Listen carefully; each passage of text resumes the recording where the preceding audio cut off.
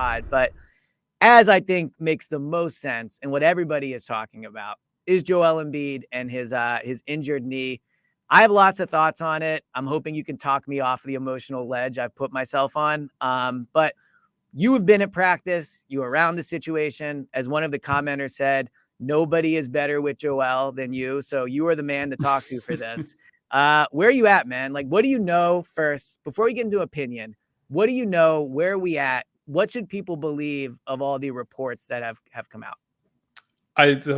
When it comes to Joel's health, I'm always a big seeing is believing guy. So in that sense, it's like, well, there's nothing to really believe in at this point. We haven't seen him other than, rare sightings in a like Zapruder film at practice. We saw him I will say this, even early in the week when he was not practicing and not out there on the floor, we did see him in the weight room using resistance bands and, going through some exercises. So, I actually talked to an orthopedic surgeon this week about the specific injury he's dealing with. And this is something that has changed over time in terms of treatment for knee injuries. It used to be they try to keep you off your feet and immobilize you. And what they found is that ends up stiffening up the knee, and that actually is worse for your recovery. So it's good to see that he's been kind of moving around a little bit. They're obviously not asking him to go up and down in scrimmage.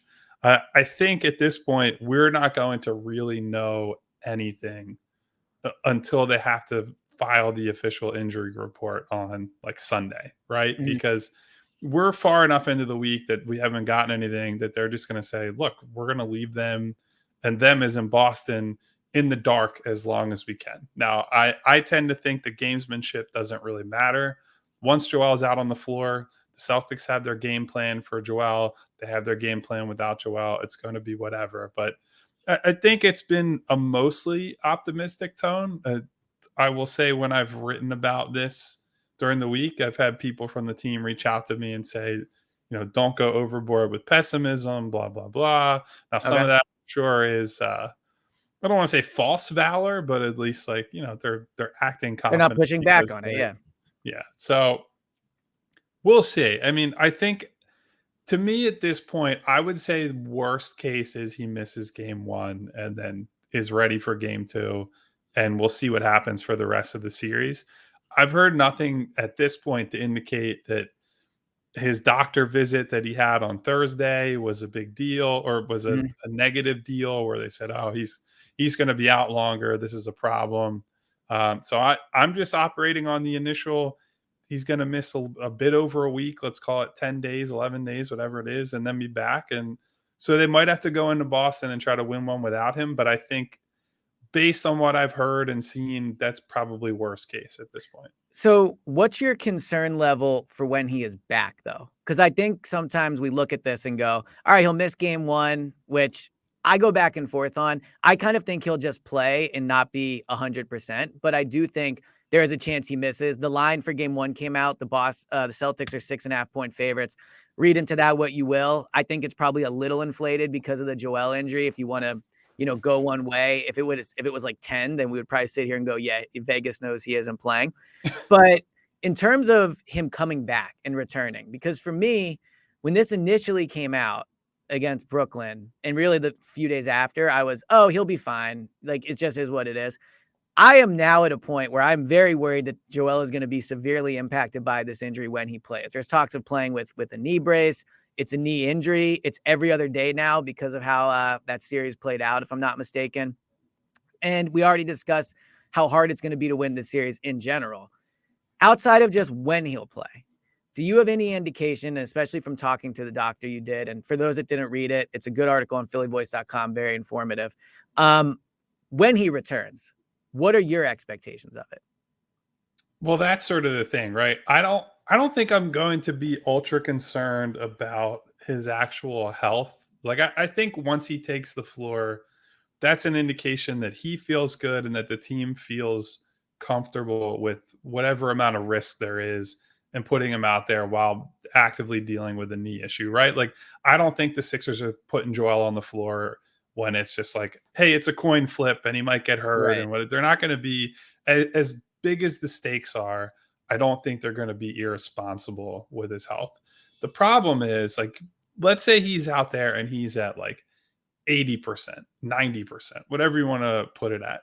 Yeah. They have needed him at 100% Yeah, like to beat. 150%. Yeah, Yeah. I was going to say it's probably more accurate to say they needed him at like Yeah. 125% to just even have chances against Boston late in the last two games, both of which were at home. So, they lose both the games on the road against Boston this year. I know that the team has changed slightly with swapping out Thibault for McDaniels, which I saw some things on tape that might change things a little bit just in terms of how they space the floor, how things are defended, so on and so forth. But I just think the biggest problem is like he doesn't have and they don't have margin for error because he is by far their best and most important player in this specific matchup. Like there are teams that it's a little bit closer, like Harden can be better and leverage Yeah. his talents better, or it's a better Maxi matchup where if Joel plays poorly, they might have a chance because Tyrese might just score 30 or go off. I don't think this is that type of series. I think this series is defined by how good can Joel Embiid be? And that's both ends of the floor, right? Like we've seen in the one loss they had in late February, Joel has I believe he scored 41, 41 or 42, I can't remember. And they lose on a Tatum buzzer beater. Part of the reason they lost is because Al Horford hit some big threes down the stretch where he's got to cover that space or somebody's got to cover that space and they got to get out to him. And that's just something they have to live with. Joel having to be able to cover that space while he's dealing with this knee thing and then hit the brakes, pivot, and if somebody's attacking a closeout, try to protect the rim, that's a really hard thing to do at his weight and his size, even when he's 100% healthy. So, my concern is less like, oh, he's really hurt and it's just that he's not going to be able to do as much. Like if he has a brace on, his movement will be a little more limited. It'll help with his knee stability and prevent, further damage, further issues with the knee. But I think that's ultimately a bad thing on the floor. And so they got to hope that by next Monday or maybe next Wednesday, if he doesn't get play in game one. So we'll see. So quick logistical question, and then I have a larger Embiid point. In the NFL, I know that they will basically hold this until the last minute. Even in the injury report, they'll put questionable and then, inactive 90 minutes before. It does feel like in the NBA, maybe, and I could be wrong about this, it wouldn't shock me if they just ruled Embiid out before game one, right? I'm curious, how do you think this plays out on when we do find out? Like, do you think this is going to be Monday night, you're in Boston, we're all sitting on Twitter waiting to find out? Or do you think there's a realistic chance that the last time Doc talks before Boston that they go, you know what, Joel is not playing in game one? Oh, I don't think we're gonna find out until 30 minutes before tip off. Okay, all right, yeah. They're gonna take this up. Like, I think they'll probably know or at least feel reasonably confident what's going to happen as of, let's say, like Sunday. I think a day before they'll probably feel pretty good about either Joel's going to play and we feel okay about putting him out there, or Joel's not going to play and we're just not going to say anything. They'll list them as questionable. They'll do the thing that any team in this scenario would do. And they'll run it up and say, we'll see how he feels in warm-ups and blah, blah, blah. But we're not going to be told either way until right up until the end. Like, look, that part I get. There's no reason to telegraph what you're going to do with him ahead of time. And like, I can say, yeah, they're not going to gain much by using the gamesmanship and what have you. The less but the it Celtics is know, the better. It is different to say 30 minutes before the game, oh, he's playing or oh, he's not playing. And all of a sudden it's just like, well, now it's Paul Reed and it's Trez or PJ Tucker small ball, whatever it is. Like I that part of it I understand. You definitely should, for as long as you can, kind of cast doubt over what you're going to do.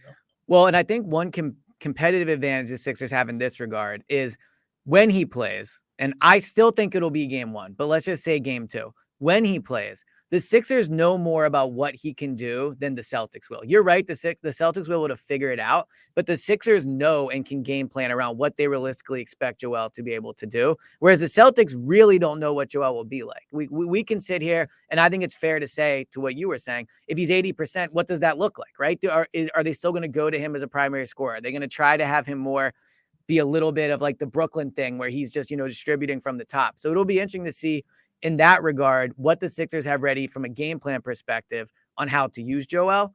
The concern I have about this is, so last year against Miami, right? He comes in game 3 and 4, very different injuries, but he comes back. Just being on the court is a bonus for them, right? They win those games. And then this goes back to what we saw in game 3 of Brooklyn. We saw in game 5 and 6, but definitely 5, that from the second that game started, and I'm an emotional man, so I'm not ripping him for this, but like he gets to the point where you just look at him and you're like, oh man, this guy he is feeling it tonight, right? And he is just not there. I'm a little worried for a guy that has said, oh, I always finish in second or whatever. That quote was after the Celtics thing, or this is a story of my life when Tatum hit it. How do you think Joel is handling this? Because this was his year. He wins the MVP. Everything is going his way, right? The Sixers, look, they we already gave him the trophy, by the way. Yeah, he's going to win MVP. Absolutely, right? I mean, I would assume. But I don't know. I'm curious how you think Joel is dealing with what probably a lot of fans are dealing with too.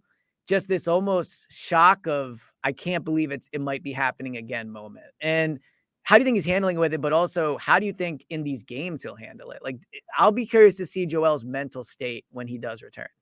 Well, that's kind of the toughest part about all this.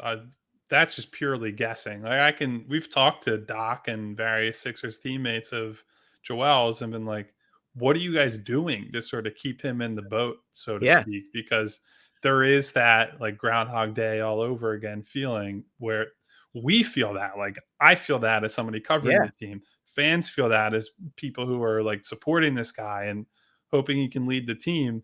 And so I think it'd be completely naive to be like, yeah, Joel doesn't feel that at all. He's completely immune from thinking that this keeps happening to me and feeling sorry for himself and so on and so forth. I think what you would take solace in is, one, the team around him is just better this year. We've talked about that 100 times. Doc has said that publicly in recent weeks. Like they're 12-5 without him. And, they've worked a lot on everything that they do when he's off of the floor. So whether that's the bench minutes where he's going to sit or he just does not play at all and they need to do that for an entire game, I do believe they feel more confident in, the group without him and their ability to protect him, so to speak. I think if he's on the floor, though, in terms of the strategy and how they use him and all that, like they just kind of have to go full go with him. There's no, he's just out there as a decoy. If he has to be a playmaker like he was in the Brooklyn series, that to me is more a function of how Boston is covering him. Like that has to mean they're doubling him and he's making smart decisions. It's not, I'm in single coverage against Al Horford or Grant Williams or whoever it is, and I want to be Nikola Jokic. Like he has to, when he gets the ball against one-on-one coverage, he has to be quick, decisive, looking to score. Like that's the way to beat this team. They don't have a guy who can guard him straight up anymore. Al Horford has clearly, he's deeper into his career. He's just not as good anymore. And Joel has proven that he can take it to him now if he gets one-on-one matchups. So that to me, it's all about Joel just coming in, and you cannot allow yourself to feel sorry. Like you can't be like, woe is me. I can't believe this has happened to me again. You have to own this. You have to look at it with the mindset of, I'm the best player in this series. I was the best player in the league all season, of at least arguably. We've had that discussion 100 times. I don't think there's any excuse for him. I get the knee is going to be an issue. I think there will be physical limitations that he probably has to deal with, that those will be real. But in terms of his approach and his like play-to-play intensity, his running the floor, doing all that kind of stuff, like that is on him. It's on him to come in here and lead by example. And we've seen it 1,000 times with this team. When he comes in and has the correct competitive fire, when he plays max effort, when he's engaged on both ends of the floor, everybody else on this team tends to follow. Like that even applies to somebody like James Harden, who we all know is not a very good or engaged defender. Even he has had moments this year where when Joel is locked in, James follows the example that he's setting. And so I can't overstate the importance of, if he is on the floor, like, look, if you're too hurt to play, that's fine. Like, I'm not going to sit here and be like, well, he should tough it out. He should do this. Like, I'm not in his shoes. I don't feel his pain. But if he is on the floor, this is a no excuses. You got to go out there and give everything you have for this team and not feel sorry. No drop in the head, no bad body language. Go out there and get it done.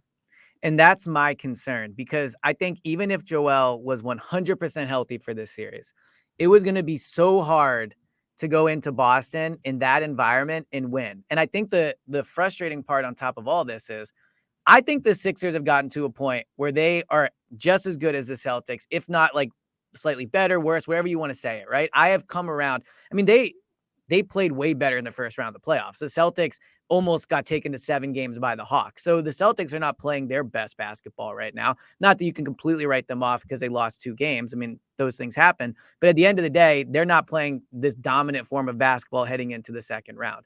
My concern is this series was going to be almost feel like the whole time, like you're trying to stop the snowball from rolling down the hill. You're trying to just hold the dam from breaking. And when your number one guy is already in a situation where, somewhat understandably, if he comes out for game 1 and he plays and everyone's super excited, he gets 5 minutes in and he's like, oh my God, this knee thing is not going well. And you were already probably going to fall behind anyway.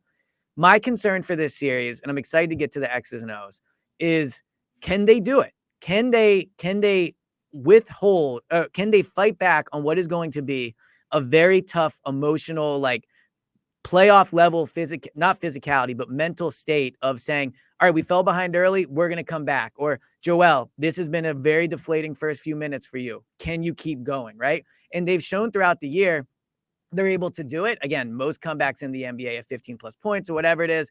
They showed in game 4 against Brooklyn, right? It was not a great first half. They come out and they still win. My worry in my gut of when I decide if they can win the series or not is, do I think they will push through when things get tough? And with Joel with a brace on his knee, I don't feel as confident about that as I did prior to this injury. Yeah. And look, so I think to some degree, there's been way too much focus on like, well, the playoff series have gone poorly in Sixers versus Celtics in recent years. Like the last time these teams played in the playoffs, Ben Simmons was on the team and hurt, number one. Al Horford was on the Sixers. Yeah. Joel's dealing with like Josh Richardson as one of his most important players. Like comparing that situation to now where it's James Harden and it's Tyrese Maxey, it just like apples and oranges in a lot of ways. The Celtics have changed their head coach multiple times since that happened. Like a whole lot has happened in that amount of time. Joel has gone up and up and up in terms of his place in the league hierarchy. Like after that season, there were a lot of smart people who were like, the Sixers should trade Embiid and build around Ben Simmons. Yeah. That was the last time they played in the playoffs. That is what people were discussing. That's a long time ago. Yeah. Long time ago in basketball terms. But this season, like many other seasons and many other years in Sixers Celtics history, Celtics won 3 out of 4 games and were the better team in 3 out of 4 games. And that was in spite of the fact that one of those games, they were missing a couple of their starters and Jaylen Brown got hurt in the middle of the game. Like Boston has been the mentally tougher, better team in these moments when they've really mattered. And that is still the biggest question. Like this is a gut check moment for Joel and for James and for Doc and for all these guys. And they have to go out there and prove it because look, they beat this team. They will have home court in the Eastern Conference Finals and the NBA Finals.